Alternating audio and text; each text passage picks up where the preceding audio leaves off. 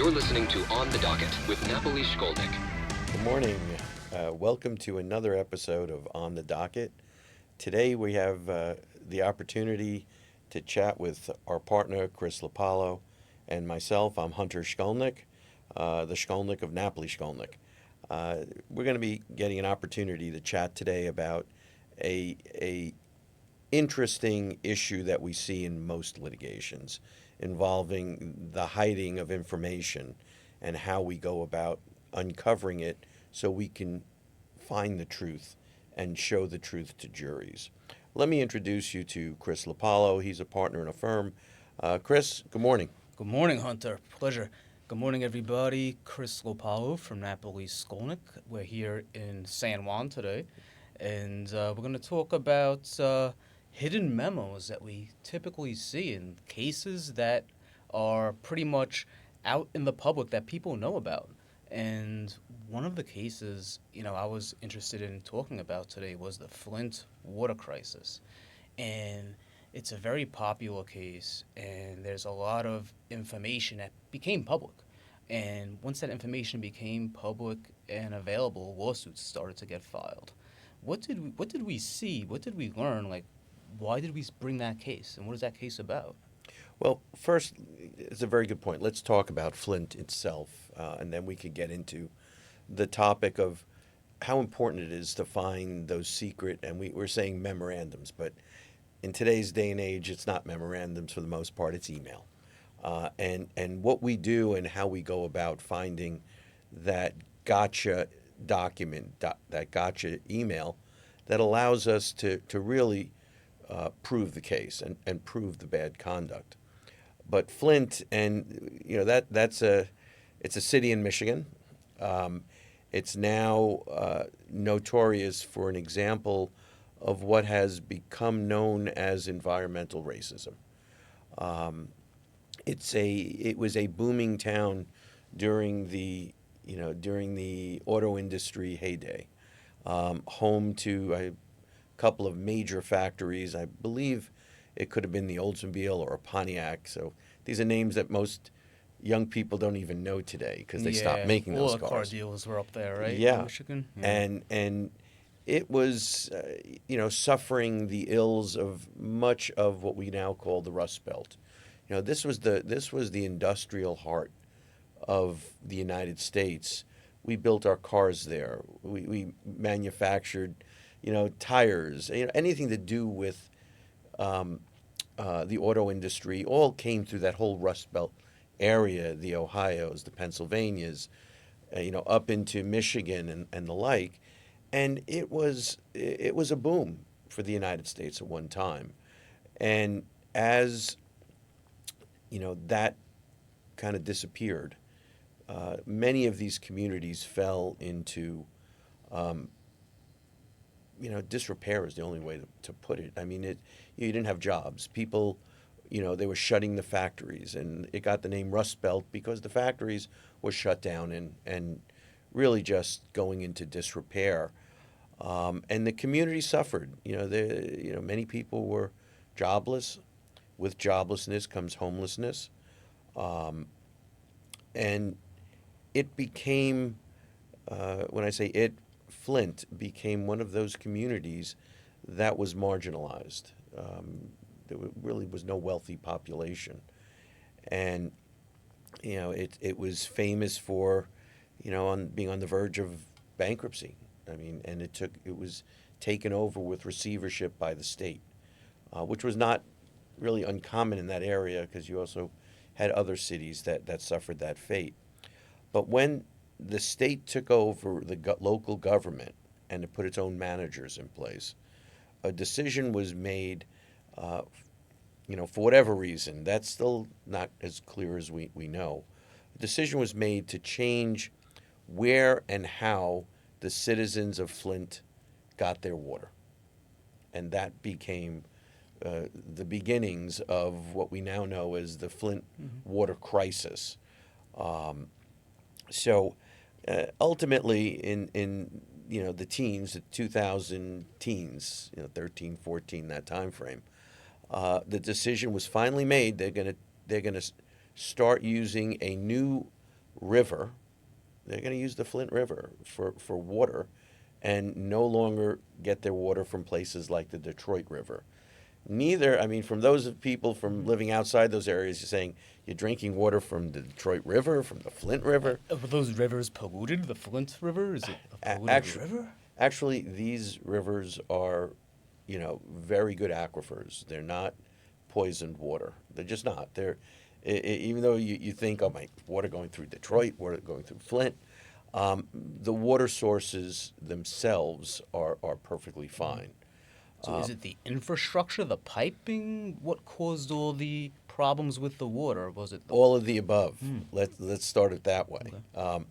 And just so you understand, and that the listeners understand, all water has to be treated in some fashion. You don't go walking into streams generally and start drinking water. You could watch TV shows like Survivor. You don't see them just go drink from a fresh water source. They boil it. They have to do something because not that the water itself is bad.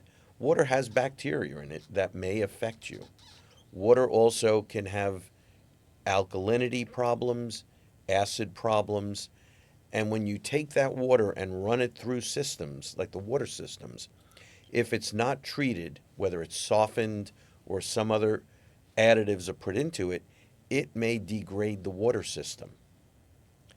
That is the problem with Flint. I mean, that's what happened. The water from the Flint River, as opposed to the water that had previously been used from the Detroit River, had a different alkalinity, had a different makeup. And remember, the water systems in Detroit, and I'm sorry, in Flint, and the whole surrounding areas in that area, are old. They've been running for not years, not decades, potentially 100 years. Think about those pipes that have been buried underground, and it's not just those pipes, it's the pipes running from the street to your house, the pipes in your house, your equipment, your dishwashers, the internal pipes, everything. They have been in place for decades or maybe 100 years, and they develop their own kind of life inside, their own growth inside. So when was it discovered that there was a problem with this water system? Was it just recently, or was it years ago? And how did it come about that people became aware See, there was a problem? What happened was they turned on the new system to great fanfare. They had TV. They had the heads, the managers turning the valve, drinking the glass of water, and it was like this was going to be a great day for Flint. What it turned out to be, it was the worst day for the citizens of Flint, that more than they could ever imagine. By not utilizing proper chemical treatments to the water to fix its alkalinity, its ability to its caustic nature, meaning it breakdown of the pipe, breakdown of the soldering, breakdown of the lining of the pipes, which happens if you don't get the right alkalinity in that, or acidity or alkalinity in that water. When they turned on the valve with no treatment in it, it looked beautiful. It was a perfectly clean glass of water. It tasted fine. The water coming out of the river was good.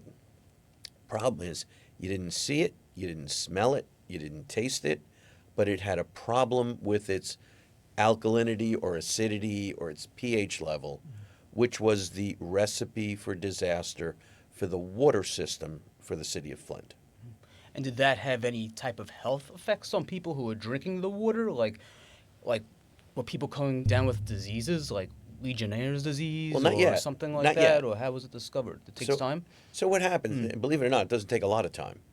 And I was explaining to you that inside the pipes, it has its own, its lack of a better word, its own flora. There is a coating that develops inside the water system and inside all the piping. And what happened was, over a period of time of, we're not talking years, we're talking months, that problem with the alkalinity or the pH started to degrade the inside of the pipes. When that started happening, all that coating that you need inside was stripped away, and then what you have happen is you're in these pipes. What are the pipes made of? What are most of the old water systems made from? Lead pipes. All right? And we say, why would we ever be using lead pipes? We all know lead causes injury to children. Lead is not a good thing. But lead pipes, in and of themselves, are not a problem. The longer they're down there, they're underground or they're running through the systems in the houses and in the apartment buildings, they develop this coating inside. The lead, the copper, the metals in those pipes do not leach into the water. However, if you don't properly treat it and it strips the internal lining that has developed over decades, you're now making lead to water direct contact. And when that happens, you're, for lack of a better word, and it's not exact, it's like scraping lead into the water system. So people were actually drinking lead. They were in drinking Flint. lead. Wow. They were. I mean, when I Wow. was a kid, I remember TV shows, like they talked about children in the apartments, and I came from New York City. You know, don't eat the paint. It may look pretty, it may look like candy, it even tastes good, but you eat it, you become lead poisoned. And they had commercials.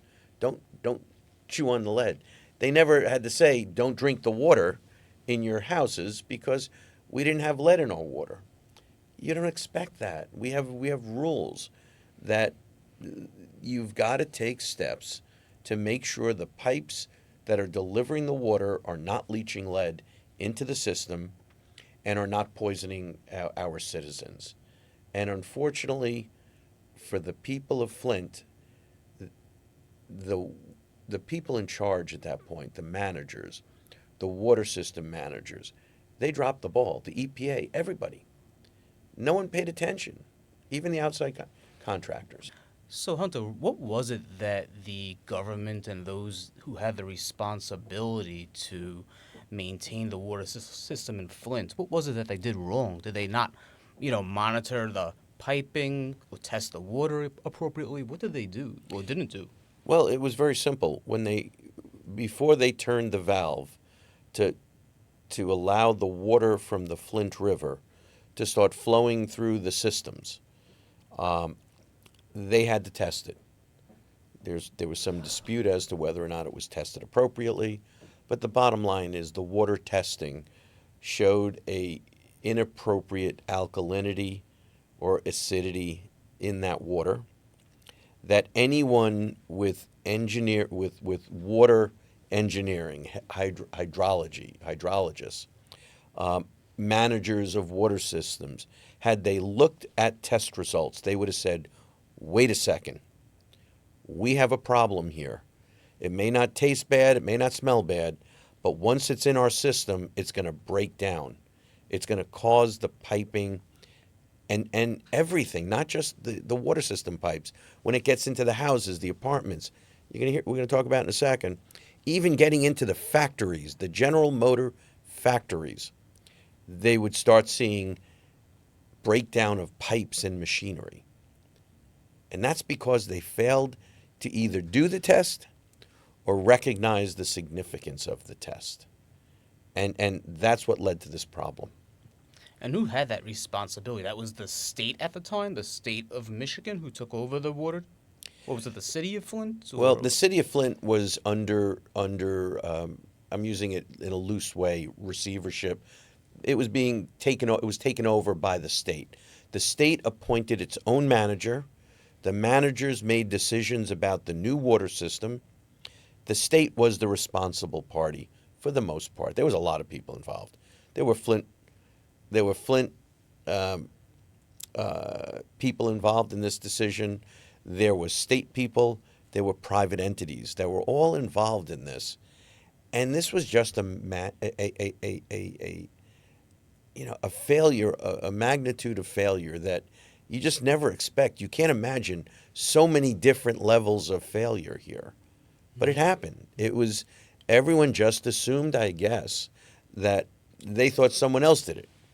And no one did it. No one did the proper testing. No one took action to make that water softer so it could go through the system. So how do we find out this information, Hunter? Like, do we find out from the state? Do we find out through FOIL requests? Or how do we get information on what they knew or should have known?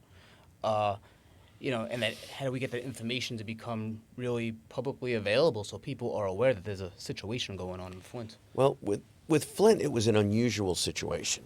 What we had was first, and no one was aware of it except for state people and people involved in the water system. General Motors was having problems in their factory. They still had one of their operating factories in Flint. And they noticed that they were having a breakdown or a corrosion problem in their heavy equipment that was running water through it. They immediately had to shut down their systems. They notified the city of Flint, the water company, everybody, that we don't understand why, but we're now having a corrosion problem. We're going to go to an alternative water source. I mean, right there, that was the flag. If the General Motors equipment was having corrosion problems from the new Flint water within a short period of time, it was doing the exact same things to the old lead pipes running through the streets and copper pipes running through the streets of Flint, running from the street to the houses, running through the houses and the apartment buildings in the businesses. It was doing the exact same thing. But I like to use the phrase in these type of situations. The people in charge took the ostrich approach. Yeah, it's a problem for you over there at GM. We're going to bury our head in the sand, and it's not a problem here. And what's outrageous about it is that flag and a testing of the water could have made a huge outcome, a huge difference. Because if they would have started treating the water immediately, the corrosion would not have gotten to the point it did. Wow. And the GM, did they report it to the state, or did they notify the public or the residents, or were they just, in concern for their business and they did what they had to do to keep their business running? So what we saw in this situation is that GM did the right thing from their standpoint. It wasn't their obligation to go out and, raise a red flag to the members of the community, because they didn't know that it was a water problem for the whole community. They just knew that they were having a problem with their equipment that was corroding at a ridiculously high pace, and that they had to switch to different water. And it was the managers of the water system and the city who took the ostrich approach. They buried their head in the sand and said, okay, that's your problem. All they had to do was double check what GM was telling them, confirm that the water was too caustic for the systems. They could have treated it like every other water system in the United States does. I mean, you turn on your tap, Right. In all likelihood, it's treated water and it doesn't corrode your pipes. Right. So they had a big signal there from GM's actions, and it sounds like that they did nothing about it. They didn't test the water. They didn't warn people who were drinking that water in the city, right? So it sounds like that, like you said, they just did nothing about it. They failed buried to their head test in the it. sand. Yeah. They Wow. just said, Wow. leave it alone. Let's let it go. Right. And by this point now, the water is starting to smell. The water is starting to discolor. Now, the reason for that is, as you're getting that same problem they were having with the GM equipment, it's corroding the inside of the lead and the copper pipes. As you corrode those pipes, you strip out the lining, so now you're starting to see the discoloration. You're getting the smell in the water. And what's worse, and you're not tasting it, you're not seeing it, you're getting the lead out of the metal into that water as it flows into the homes. So people are drinking it, think about the showering in it, the vapors you're breathing in, even if you're not taking the glass of water, you are breathing in lead, lead from that misting water. You're drinking it in the glasses. You're cooking it. You're preparing, like babies are having their Baths formula. probably, and The take a baths, the bath. baths, the least of it. Their formulas were being made with water with lead in it. Wow, wow. And what happens when people are exposed to lead? If they're drinking it, eating it, washing themselves with it, what happens to them physically, and what health effects do they have? Well, let's start with the children, because this is the nightmare of any parent. Lead that is ingested, whether it's through the nose, the mouth, the body, you name it, lead ingested by children from pre-birth, meaning the mother gets lead in her system, transfers it to the child, to up to 6 years of age. Lead at levels, over like it's very hard to go into the details of it, but when lead gets into the system and it's over a certain level, and this is the Center of Disease Control, every major pediatric hospital, everyone, this is not maybe stuff. This is real. If lead is over a certain point in the bloodstream of a child, between birth or gestation, birth, and 6 years old, you develop brain damage. Wow. I mean, it is a parent's worst nightmare, and it's something in our modern society should not happen. Right. We have laws against it. We have just, regulations.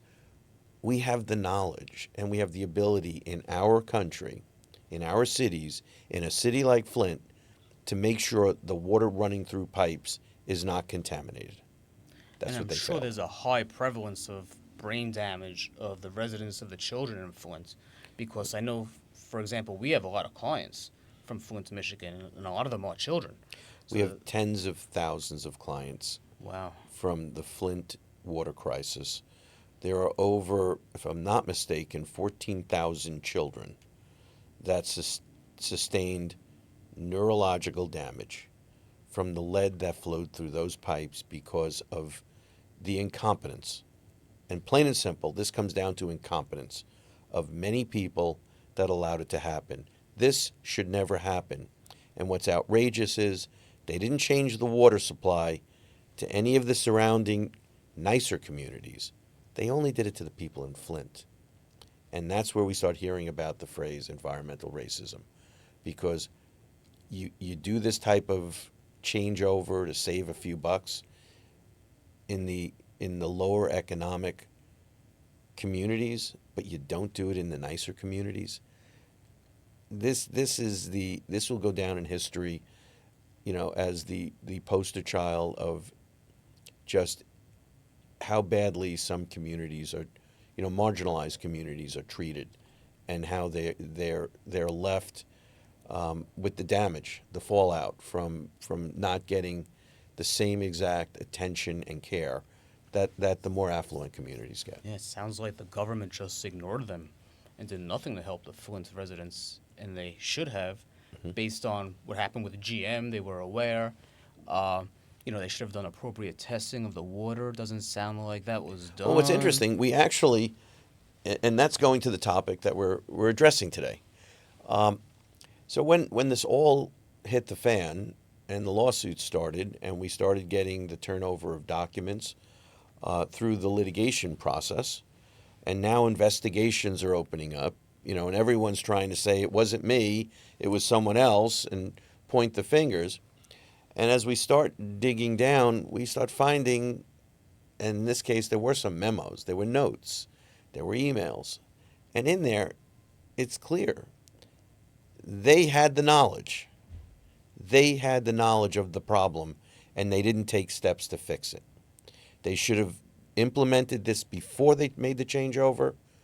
But let's assume, for whatever reason, they missed that flag. When they got contacted by General Motors, and when they started getting complaints of smelly water discolored water. Turned out in their documents, they knew there was a problem. And for the life of me, I still can't figure out why they, at each time that someone saw this issue come up, it's not like you had to go out and hire engineers and scientists to figure out what do we do. This is water system 101. This is what the baby water engineers learn. That water better not be too caustic for the system it's running through. And your obligation is to make sure that water's pH is always appropriate. Your water is clear. It doesn't smell. I mean, it doesn't take a lot. Why is it sometimes that cities, states, and sometimes even corporations, they know information and they don't do anything about it? You know, they're aware that there's dangers out there, and we find out through litigation, you know, that they knew about this information, but they just never did anything about it. Why is it that cities, states, corporations, when they find out about some damaging information, how come they don't do anything about it? Hide the ball. Maybe no one will ever figure it out. That's the simple answer. It's the recognized fact today that firms like ours will uncover this. They know they better off destroying and hiding it in their minds, because once we get our hands on it and we show it to the juries of the peers of the people injured, they know they're going down. So if you're on the side of the wrongdoer, and you start looking at the documents, you start looking at the emails, and you take whatever steps are possible to make sure they never see the light of day. And unfortunately, it happens all too often. And then there's those cases where we find them. We find the smoking guns. I can go back decades. I mean, the famous one of our earlier litigations, and I think you were involved with it with Paul years back, in Fen. Yeah. You know, it was a sticky note found on a piece of paper, like a regular yellow 3M sticky note. Yeah. That had a statement that became the heart of the litigation. And they thought we would never find it. They just gave us 1.2 million documents, put it in a 100-degree warehouse and said, go find it, thinking no one's ever going to find anything. And then you find the sticky. Yep. Today we're in the new world, AI, tech. Now everything's in electronic format, and we could search. So then it becomes, how do we find it in that needle in that haystack? And that's our job. Right. Another big case in the opioid litigation, where there was millions of documents produced, right? Mm-hmm. And there's a lot of information in there that you discovered that these companies were aware, of the dangers of the opioid addiction in the country, and they did nothing about it. Well, the opioid case, I have to say I'm lucky and unlucky in some ways. Lucky in the sense that I've had the opportunity to work cases that never in my wildest dream I'd have the ability to be the lawyer on. The unlucky part is these are tragic cases. And in the opioid epidemic litigation against the whole industry, against the manufacturers, the distributors, the suppliers, the pharmacies, everybody, the amount of undisclosed information that we uncovered and the depth of the bad conduct left many of us speechless. I mean, what we found in these hidden memos and hidden, secret reports and emails between the jokes that you had between, people in the company as they're watching the country around them, fall into an opioid epidemic with children and, overdosing and people overdosing. It was just sickening to see some of them. But, in a 7-month trial, we showed it all to juries, and those juries, time and time again, they saw why they hid those documents and why they didn't want people to see them. Because once they see the light of day, the defendant's going down. And that was a long trial. I remember when you were on trial, it was like 7 months at least, right? You 7 months. Yeah. right? And there had to be a lot of documents that I'm sure you were able to show the jury and explain to the jurors. You know, they must have been shocked when they saw these There was documents. thousands of exhibits in that case. What was, remarkable? There were, and this is a game that's played often. Defendants mark things highly confidential, attorney's eyes only, secret. That we can't produce it because our lawyers were on it. Well, then we find, PowerPoints where they stuck lawyers' names on, so that they wouldn't have to produce them, claiming that it was, lawyers' interaction, which are protected. And we got our hands on them because it turned out they were just putting lawyers' names on these things to cover them up so we can't get them. So part of our job is to challenge what they say we can't get. And in that litigation, we found PowerPoint documents and reports where you had a picture of a wide-mouthed bass with a hook in it, with a human's face. This company was selling opioids from one side of the company, but they also had one of the best treatments for opioids that they sold as well, and they had a patent that only they can sell it. So what did they have on the second page of the PowerPoint? Well, after you hook them, we have them for life with the treatment drug. This is what a pharmaceutical company was. This wasn't even a joking email. This was a PowerPoint presentation to the sales force. You in the team that sell the opioids, you hook them. You in that team that sell the treatment drug, you got a client for life. Wow. Wow, that's greed right there, right? Greed. I mean, Ugh. to me, this was criminal what we saw. And us as attorneys, we find out this information not only through normal discovery in a lawsuit, right? But we also serve subpoenas on non-parties. There's whistleblowers out there that provide information, right? So there's a lot of information that us as attorneys get, and we try to use what In we can. opioids, we didn't get a lot of that from outside sources. Okay. You'd be amazed how everyone closed ranks because everyone realized that there was problems. Okay. And we had to subpoena the DEA and the Department of Justice because they were part of this. And what did they have? What did they know? Because the companies were saying, well, DEA approved this, or FDA approved this. So we didn't do anything wrong. So then we go to we do discovery, and when we say discovery, for people who are listening, that's our fancy word for just saying we ask people questions, we ask for their documents and the things like that. But after we went through DEA and FDA, we realized they didn't know about the bad conduct, even though the companies kept saying they did. Because why? They didn't disclose that information to those entities, I'm sure, right? They didn't. Of withheld course it. they didn't. And they covered up. And they kind of fudged their way to get approvals. And one of the defenses was, why would they approve more opioid drugs if they were bad? Well, if you lied about what you were doing with those opioids, and we find those documents in your files, but for whatever reason they're not in the FDA files, don't go and tell a jury the FDA approved it, the DEA approved it, because you knew what you were doing wrong.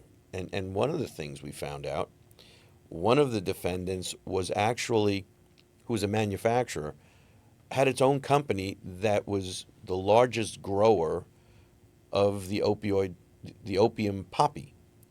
So what did they do? They genetically modified the opium poppy so that it was many times stronger than the natural poppy.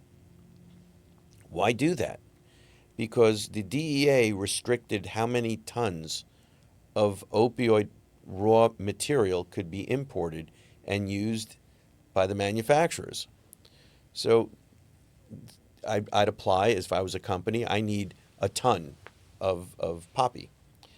Well, if you give me a ton of super poppy, I can make a lot more drugs. But if you give me a ton of the regular naturally growing, you're going to have a lot less product. So they knew, their defense was, well, the DEA is approving the amount of poppy we're getting.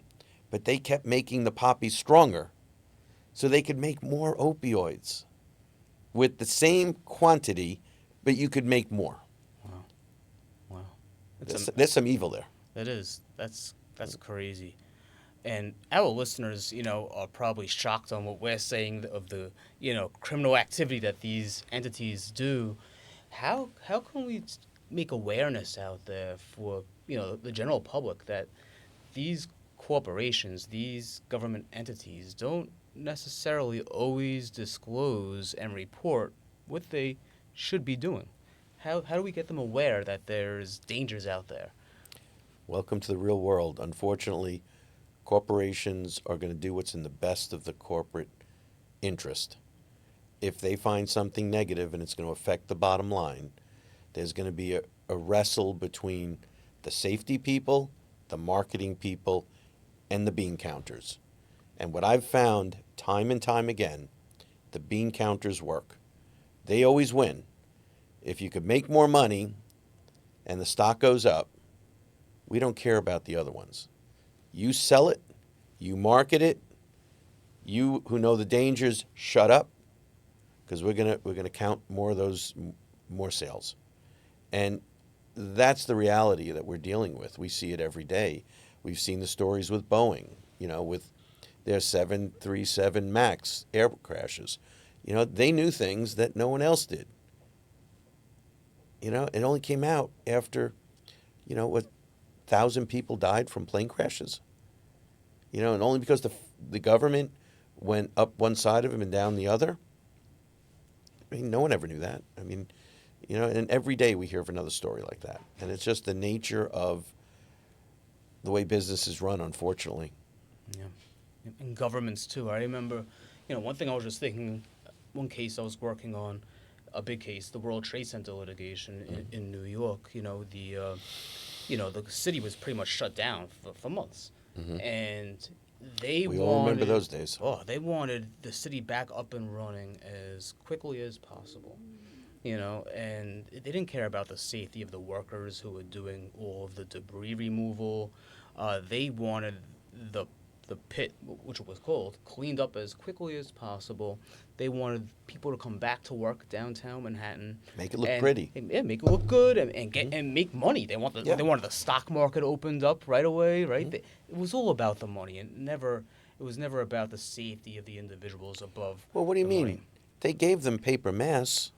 Yeah. I mean, that says it all. Yeah, exactly. We gave them paper masks. Everybody knew the paper masks were never going to protect those police and firemen that were looking for their friends and family members in that pit for months, and the construction workers. We gave them paper masks. Yeah, that's all they did. It was easy, cheap, quick, and they said the air was safe. Go out there, clean.